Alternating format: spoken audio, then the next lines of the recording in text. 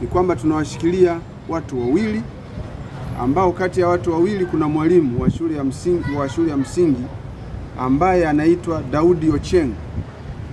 Huyu ana miaka 37. Na mwingine anaitwa Adon Sospita, ana umri wa miaka 53. Wote ni walimu, ni wakazi wa Ibisabageni, wilaya ya Sengerema, mkoa wa Mwanza. Hawa pia wanashikiliwa kwa tuhuma za kumbaka mtoto wa miaka 10 na mwanafunzi wa shule ya msingi Bukala. Na kitendo hicho cha ubakaji kilifanyika kwa nyakati tofauti.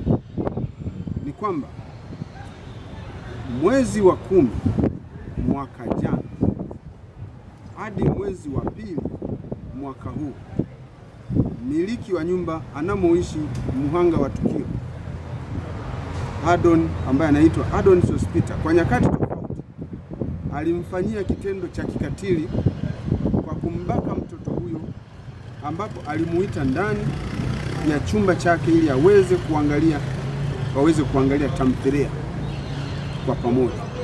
Mtu huyo aliendelea kumfanyia kitendo hicho mara kwa mara hadi ilipobainika, ambapo ilikuwa ni Februari 2025 mwaka huu.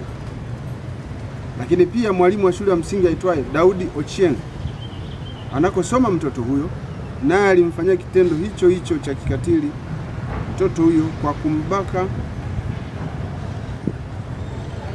ambapo mwezi Februari mwaka 2025 alimuita mwanafunzi huyo nyumbani kwake ili aweze kumfundisha masomo ya ziada, lakini ikawa kinyume chake. Baada ya kuwa ameingiwa tamaa ya kimwili, aliamua kumwingilia binti huyo.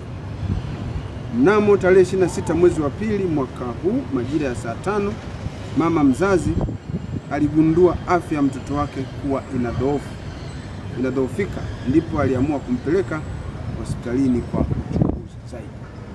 Baada ya uchunguzi kwa mtoto huyo, ilibainika kuwa ana michubuko sehemu za siri, ndipo mzazi wake aliamua kutoa taarifa kituo cha polisi, ambapo uchunguzi ulianza mara moja kwa kuwatafuta watuhumiwa wa tukio hilo na kuwatia mbaroni.